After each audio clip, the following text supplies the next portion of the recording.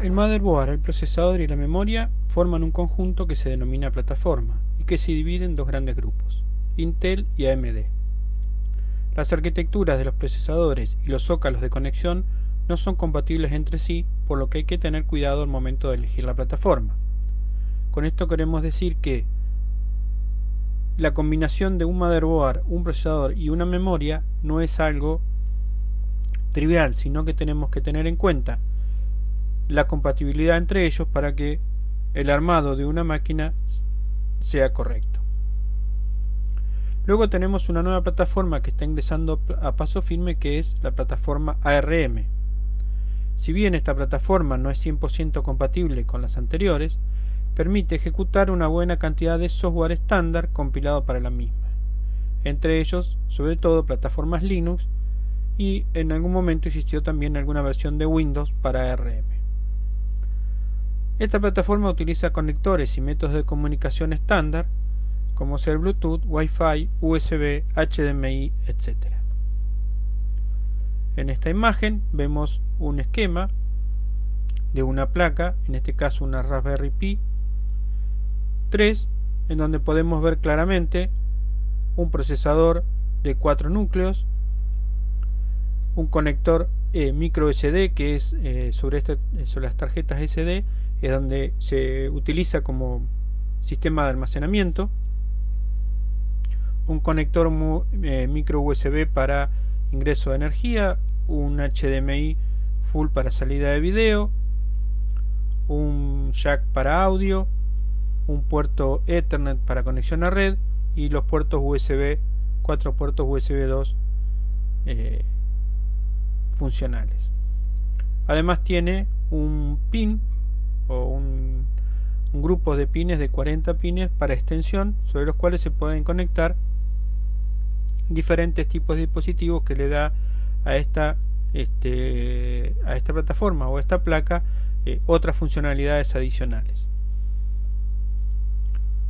Existen otras plataformas no tan habituales, pero que pueden estar presentes en algún momento, como ser las Mac de Apple, que es una plataforma y un sistema operativo diseñados para trabajar en conjunto y obtener así óptimos resultados. Y además hay unas plataformas basadas en RISC, en procesadores RISC, Reduced Instruction Set Computing, que como ser PowerPC, DEC Alpha, MIPS, ARM y Spark, todos en general destinados a mainframe o grandes servidores. ¿Qué es un procesador? Un procesador es un circuito integrado y es el componente más complejo de la computadora. Un circuito integrado es en sí un conglomerado de transistores que funcionan en conjunto, por eso se llama integrado. El procesador es el que se encarga de ejecutar los programas y solo procesa instrucciones programadas en lenguaje de bajo nivel. Realiza básicamente operaciones aritméticas lógicas simples, como suma, resta, multiplicación y división, y también la lógica binaria y accesos a memoria. Los podemos catalogar de diferentes formas, por ejemplo, según su arquitectura. Si es un x86 son arquitecturas de 32 bits y si es un x64 es una arquitectura de 64 bits. La diferencia esencial entre unos y otros son el tamaño de registro interno, es decir, el máximo número que puede almacenar en un momento determinado. En el caso de 32 bits es un número de 4 bytes y puede direccionar hasta 3 millones y algo de direcciones, o un número que abarque 3 millones y pico de valor. Es por eso que las arquitecturas de 32 bits solo pueden direccionar 3 GB de RAM. En cambio, las arquitecturas de 64 bits son 8 bytes de ancho, es decir que es el doble que la anterior, teniendo un número 32 veces más grande. Por eso pueden direccionar mucha más cantidad de memoria RAM. También lo podemos catalogar según su estructura, ¿sí? En este caso, la cantidad de núcleos que posee, que pueden ser 1, 2, 4, 8, siempre son múltiplos de 2, y en la cantidad de procesos que puede ejecutar cada núcleo, 1 o 2. En el caso de Intel, si puede ejecutar 2 hilos por núcleo, la tecnología fue denominada hiperthreading. En este caso podemos decir, por ejemplo, que los procesadores de la línea i de Intel, por ejemplo un i3 es un procesador con 2 núcleos y 2 hilos por núcleo, lo cual le da 4 hilos de ejecución. Un i5 es un procesador de 4 núcleos pero con un hilo de ejecución por núcleo. El resultado son 4 procesos. Y un i7 es un procesador de 4 núcleos pero con 2 hilos de ejecución por núcleo, por consiguiente permite 8 procesos simultáneos. Según el conjunto de instrucciones que soporta, es otra manera de catalogarlo. Si son procesadores CISC, o sea, un set Complex Instruction Set Computer, es decir, un conjunto de instrucciones compleja, o un RISC, Reduced Instruction Set Computer, o conjunto reducido de instrucciones de computación. También según la tecnología de construcción utilizada. Esto se mide en nanómetros, y cuanto menor es la medida, más transistores se pueden incorporar por pulgada cuadrada y menos energía va a consumir. En esta gráfica vemos el avance de la tecnología en función del tamaño del transistor, la evolución de Intel en este caso, en donde los Core 2 Duo estaban en 65 nanómetros. Ya en el 2008 pasaron a 45, en el 2011 a 32, en el 2013 a 22, en el 2015 a 14 y en estos momentos están trabajando para llevarlo a 10 nanómetros. Obviamente que AMD también ha seguido un roadmap similar para su línea de procesadores de escritorio. Acá tenemos algunas presentaciones tanto de AMD como de Intel en cuanto a cómo es su packaging, la forma del procesador y cómo vienen los coolers. Acá tenemos algunas imágenes de procesadores más antiguos con pines, procesadores más modernos con contactos de superficie, un procesador ARM, fíjense que en este caso no llevan zócalos, van soldados directamente sobre el mother, los nuevos procesadores Ryzen de AMD y un Intel Xeon que es un procesador de servidor de Intel. Entonces, el procesador se conecta con la motherboard mediante un zócalo emplazado en esta última. Antiguamente la conexión se realizaba mediante pines de contacto, pero se han eliminado porque durante la manipulación de los procesadores se corría riesgo de doblarlos o quebrarlos y el procesador quedaba inutilizado. Entonces, volviendo sobre esta imagen, como les decía, antiguamente los procesadores llevaban esto y como cada vez era más cantidad de pines, había cada vez menos espacio y por consiguiente estos podían doblarse y si se doblaba se rompían al querer enderezarlo, por consiguiente se inutilizaba el procesador. Por ende, fueron reemplazados por estos contactos de superficie. Primeramente entonces en el proceso de instalación se instala el procesador siguiendo las indicaciones del fabricante y prestando especial atención a la posición del mismo debe ocupar en el zócalo.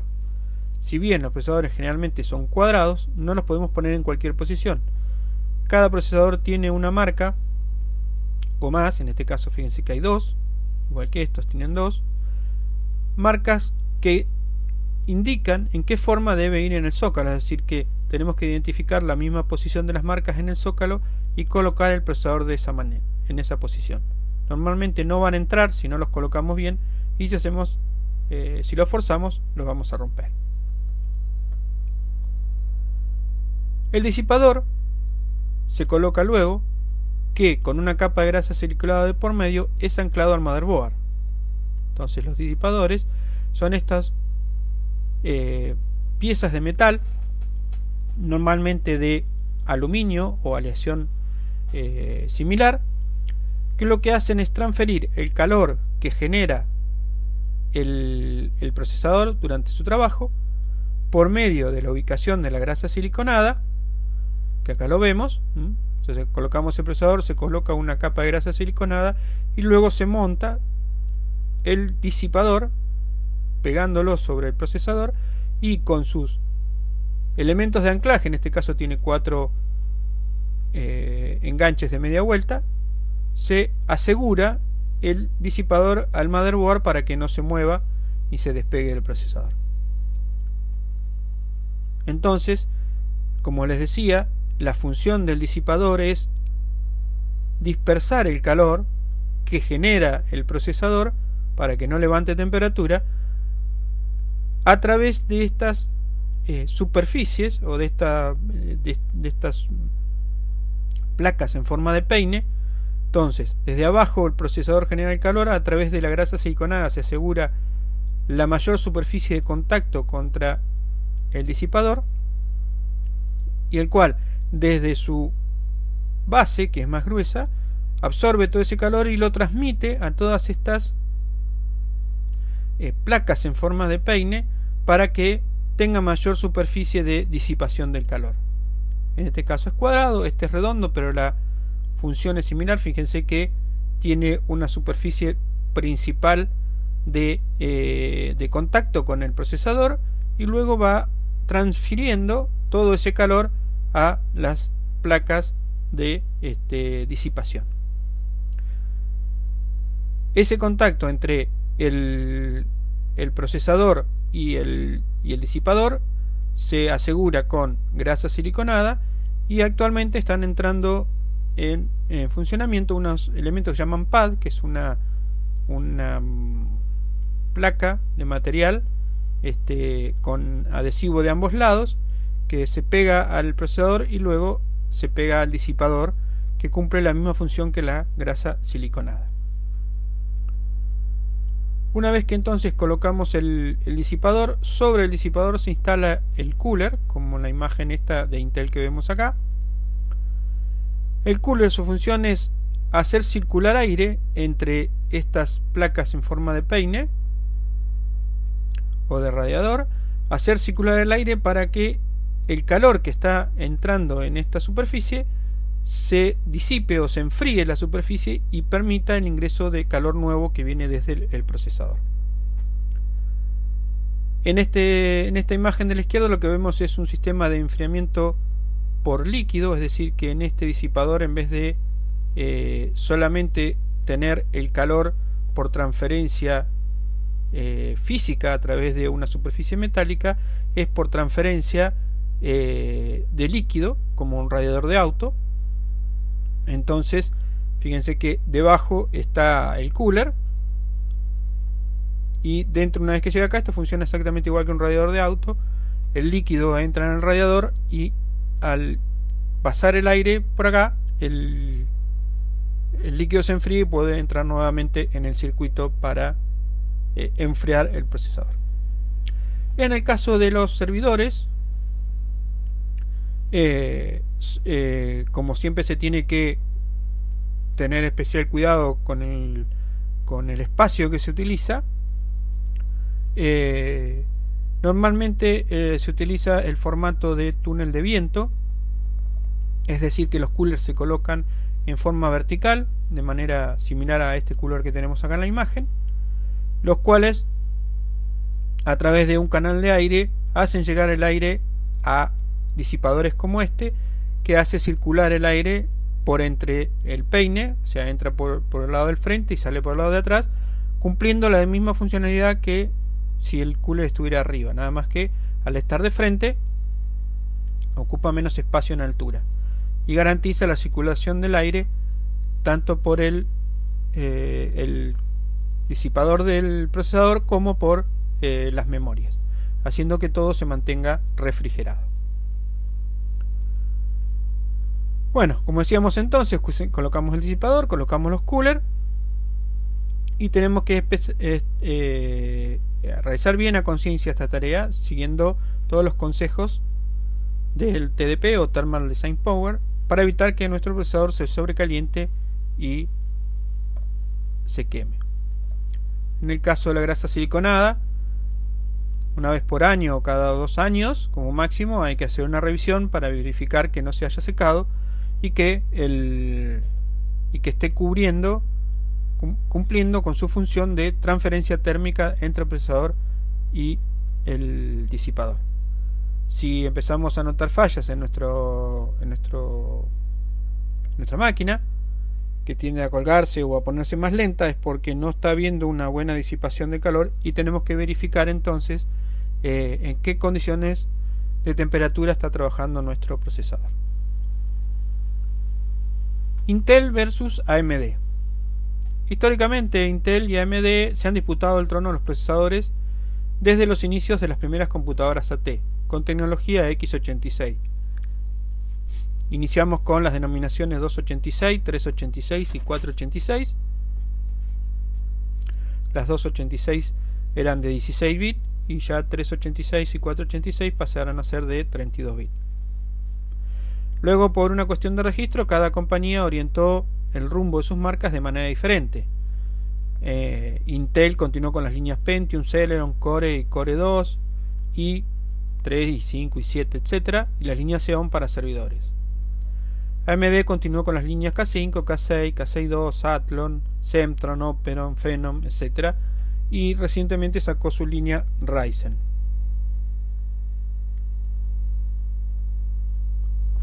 Los zócalos en los que se conectan los procesadores de estas marcas son diferentes e incompatibles, por lo que los fabricantes de motherboard deben tener un modelo para Intel y otro para AMD. También tenemos que tener en cuenta que los zócalos son incompatibles entre distintos modelos por nombre de marca o de registros, es decir, en un zócalo de un Pentium no puedo colocar un i3, por ejemplo, ¿sí? Ni en un zócalo de Xeon puedo colocar un iX, ni viceversa. Lo mismo pasa con las líneas de AMD. Por consiguiente, cada plataforma tiene un chipset. Un chipset es un conjunto de controladores, principalmente conformados por el North Bridge y el South Bridge, puente norte y puente sur. Es decir, tiene un conjunto particular que define el nombre del modelo del madre. Es decir, normalmente el fabricante del procesador también define o construye el chipset que va acompañado a ese procesador, y con eso le da el nombre del modelo sobre el madre para evitar malas interpretaciones y para que los armadores o las casas de computación o los compradores puedan identificar rápidamente de qué se está hablando. La memoria RAM. Como dijimos, la memoria RAM, que se llama así por Random Access Memory o memoria de acceso aleatorio, es uno de los tres componentes de la plataforma. Su función es la de almacenar la información de las instrucciones que el procesador debe gestionar, es decir, almacena el programa cuando se carga desde el disco, los resultados de dichas tareas, es decir, los datos, y cualquier otro dato que fuera necesario.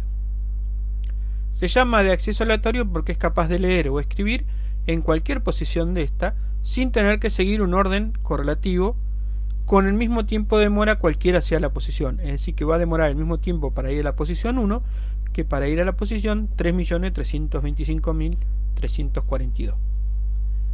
Podríamos ver a esto como una memoria RAM, como una hoja cuadriculada en la cual cada cuadrito representa una celda de memoria. Por consiguiente, yo puedo acceder a cualquiera de ellas simplemente sabiendo su dirección, y en todas me va a tardar el mismo tiempo. No voy a tener que recorrer todas las posiciones anteriores para llegar a la que yo necesito. Durante el encendido de la máquina se ejecuta la rutina POST, que significa Power on Self Test, de la BIOS, que chequea la presencia de la RAM y emite una serie de bips en caso de que no estuviera instalada o que no fuera compatible.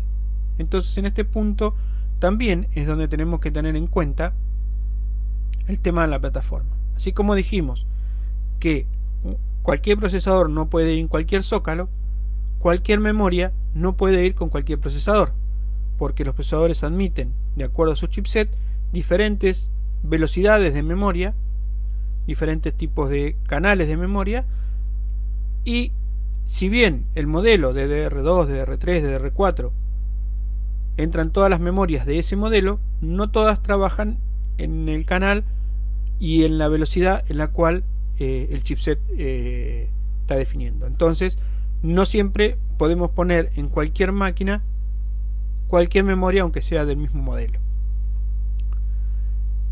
Cada fabricante tiene una serie específica de bits que se puede encontrar fácilmente en internet o en el manual del motherboard. Luego la BIOS puede realizar un chequeo básico de la memoria y detectar la presencia de fallas en la misma. ¿Qué decir esto? Que cuando hace el inicio, si no hay un solo bit, si hace solamente bit, significa que chequeó y que la memoria es compatible. Luego chequea si tiene errores o no, y recién va a poder iniciar la máquina. Si emite otro sonido es que la memoria no está, o no la reconoce, o no es compatible con los requerimientos de ese chipset. Acá vemos, por ejemplo, uno de los primeros DIMM. Como podemos ver, es un DDR1 de 512 MB con una velocidad de 100 MHz y con chequeo de corrección de paridad. Acá tenemos un DDR2 ya, que es distinto. Acá tenemos las distintas modelos, como van las muescas de las memorias. Y acá tenemos una memoria DDR en formato para notebook, que en el caso de los notebooks se llaman SODIMM. Los discos duros y los SSD se denomina HDD por sus siglas en inglés de Hard Disk Drive. Almacenan físicamente los datos de la PC, esa es su función principal, y actualmente las capacidades van desde los gigabytes a varios terabytes. Las unidades SSD, Solid State Drive, son unidades de estado sólido, son una tecnología distinta, relativamente cara y que aún no alcanzan las capacidades de los HDD. Las capacidades de almacenamiento sí mejoran en cuanto a las capacidades de entrada-salida. Y tienen menos mantenimiento, ya que no tiene partes móviles. Hay diferentes tipos de acuerdo a su conexión, básicamente, pero también de acuerdo a la tecnología que estaba utilizando internamente y para conectarse con el mother. Entonces los discos IDE, los ATA y los PATA se conectaban a través de un cable plano. Es una tecnología que ya no se utiliza. IDE significaba Integrated Drive Electronics, ATA Advanced Technology Attachment y PATA Parallel Advanced Technology Attachment. Luego surgieron los discos SATA, que mejoraron la interfaz de PATA, donde la S significa serial. Se cambiaron los conectores de datos y de energía para estos discos, y las velocidades de transferencia superaron a los predecesores. Los discos SCSI, Small Computer System Interface, eran discos muy rápidos para su época. Competían en esa época con los discos IDE, ATA y PATA, y era utilizado principalmente en servidores y equipos de trabajo de altas prestaciones. Actualmente ya fueron reemplazados por tecnologías como SATA 2 y SATA 3. Los discos SAS son el reemplazo natural de SCSI, disponen de una interfaz compatible físicamente con SATA, consumen menos energía, tienen mejor rendimiento en condiciones de estrés que los discos SATA y ofrecen una fiabilidad bastante mayor tras un uso intensivo. Los discos SAS están especialmente diseñados para servidores. Los discos SSD o los sistemas de almacenamiento SSD los podemos diferenciar por su forma de construcción. Cuando vayamos a adquirir alguno, podemos prestar atención a su denominación para determinar cuál de estos 4 tipos que vamos a ver ahora pertenece. Los tipos SLC es el que cualquier fabricante pone en sus discos Enterprise SSD. Es el modelo más caro, pero el más duradero. Cada celda utilizada en la flash de SLC representa un bit, es decir que cada bit o por cada byte voy a necesitar 8 celdas, que solamente cuando yo requiera modificar un bit se va a modificar esa celda. Lo importante de esto es tener en cuenta que cada vez que yo necesito modificar un bit del SSD tengo que utilizar mayor energía, por consiguiente voy a estar como quemando esa celda, lo cual cada vez que yo la quemo le voy restando tiempo de vida, ¿sí? Le voy reduciendo su capacidad. Le siguen los modelos MLC, donde cada celda del flash almacena 2 bits que pueden encontrarse en 4 estados diferentes: 00, 01, 10 y 11. Al tener que modificarse cada vez que uno de estos 2 bits cambian, la durabilidad se ve reducida en comparación con las anteriores. Este es el modelo más habitual. Quiere decir que si yo estoy en una celda que tiene 00 y necesito pasarla a 01, lo que voy a estar haciendo es quemando esta celda solamente para modificar este bit, sin importar que el otro no se tuvo que modificar. Es decir que para modificar cualquiera de los dos yo tengo que acceder a esa celda y quemarla en una instancia. Ahora, si luego de este 01 lo tengo que pasar a 11, nuevamente el segundo bit no se modifica, pero el primero sí, entonces tengo que volver a quemar la celda y vuelve a reducir esa capacidad de la celda. El eMLC de Enterprise, la arquitectura es la misma que la anterior. Se almacenan 2 bits por cada celda de memoria, pero la memoria se selecciona en fábrica para tener mejor durabilidad, teniendo una fiabilidad muy superior a las SSD estándar. Y finalmente el modelo TLC, que es el más barato de todos, con una durabilidad más reducida. En este caso la información se agrupa todavía más y cada celda de flash almacena 3 bits, por lo cual da 8 estados posibles. Esto hace que sea probable que un cambio en la información afecte a una celda de flash, lo que repercute en menor durabilidad del dispositivo. Es decir, que yo tengo que pasar de 00 a 001, voy a quemar la celda para esto, pero si después tengo que pasar a 101 también tengo que quemar la celda solo por este bit. Y si después necesito tengo que quemar la celda para cambiar 2, pero si necesito tengo que quemar la celda para cambiar 1. Entonces, en definitiva, el modelo TLC es el de menor durabilidad y el modelo SLC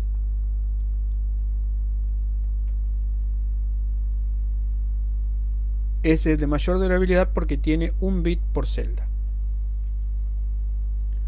Acá vemos entonces cómo era un disco IDE, su conector para el cable plano y su conector de energía, y el disco SATA, en este caso eran los discos de la fase de migración, digamos, de una forma a la otra. Entonces teníamos el conector de datos y el conector de energía, y en este caso este disco también soportaba el conector de energía previo hasta que todas las fuentes tuvieran nuevos conectores de energía, y algunas imágenes de discos SSD disponibles. Fuente de energía. La fuente de energía es un dispositivo que convierte la corriente alterna que tenemos en nuestro hogar en corriente continua. Generalmente entrega tensiones en 12 volt y 5 volt. En algún caso puede haber también alguna salida en 3,5. También se ocupa de filtrar y entregar las distintas tensiones que necesitan la parte de una computadora para funcionar. Las fuentes más modernas son conocidas como ATX, las cuales no tienen el antiguo interruptor de las AT, que era una versión anterior de las fuentes. Estas fuentes tenían un interruptor como una tecla de luz de la casa. Era un interruptor en formato tecla y además tenían la particularidad que por alguna falla en alguno de los componentes podía pasar directamente 220 al motherboard y quemar todos los componentes. Las ATX entonces quedan siempre encendidas con una tensión mínima incluso cuando la computadora está apagada.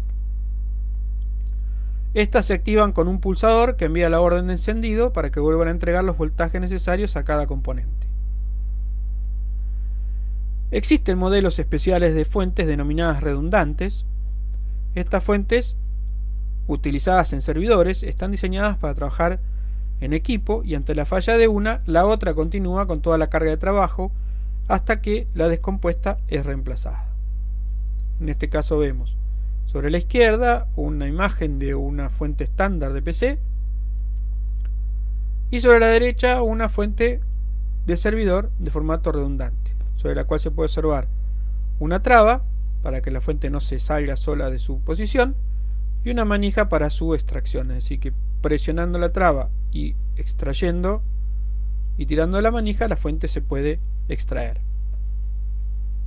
Aquí vemos entonces en una porción de gabinete de servidor como una fuente podría estar enchufada, obviamente con su cable, funcionando. Podemos desconectar el cable de la segunda, extraerla y mientras esta no esté o esté fallada, esta va a continuar entregando energía a todo el equipo. Cuando reponemos esta y le conectamos el cable, automáticamente empieza a entregar energía y se reparte en la carga. Lo mismo sucedería si tenemos una fuente conectada a una fuente de energía, sea un UPS o a una fase de corriente, y la otra conectada a otra fuente de energía, es decir, a otra UPS o otra fase de corriente. Entonces, ante el corte o inactividad de una fase por algún problema eléctrico, la otra va a seguir trabajando y el servidor no se nos va a apagar. En el caso de la derecha, lo que tenemos es un gabinete Blade, en donde podemos ver que tiene 3 fuentes redundantes, es decir, que podemos extraer cualquiera de ellas y va a seguir funcionando. En este caso hay 3 porque, como ser un servidor Blade, cada una de estas ranuras va a tener un servidor en sí mismo, como vimos inicialmente en los motherboard, y acá podemos ver toda la parte de administración del servidor Blade, donde tenemos los conectores de video, los puertos de teclado y mouse, etcétera, a través de lo cual administramos todos los otros servidores que van en este gabinete. Una especificación de una computadora. Una especificación es la configuración de componentes para armar un equipo completo, que principalmente va a incluir procesador, motherboard, disco, memoria y periféricos. Esto es lo que normalmente vemos en la descripción que hacen los vendedores o en los lugares de ventas de equipos. En esa configuración tenemos que tener en cuenta principalmente la plataforma, que es lo que veníamos viendo. Acá tenemos una configuración de un procesador AMD Ryzen, un motherboard ARROC y una memoria RAM de DDR3. ¿Qué es lo que tenemos que ver en este caso, en esta configuración que estamos proponiendo? Investigar en internet sobre las características de estos componentes. Primeramente debemos verificar si los 3 componentes son compatibles entre sí, es decir que si los ponemos se va a poder poner en marcha la plataforma. Luego verificar en las páginas web de los fabricantes las características constructivas y de performance de cada uno para verificar si son la mejor opción y comprobar si son óptimas en cuanto a su relación precio-prestaciones o puede reemplazarse alguno de sus componentes por otro de mejor relación. Es decir, si por ahí encontramos algún procesador Ryzen que tenga mejor prestaciones para el mismo precio o otra marca de motherboard que tenga mejores benchmark de medición y nos dé mejor prestación o mejor precio directamente por la misma prestación. Esos son los análisis que deberíamos hacer sobre las distintas plataformas que nos propongan o cuando nosotros querramos proponer alguna para la compra en la entidad o en la empresa donde estemos trabajando.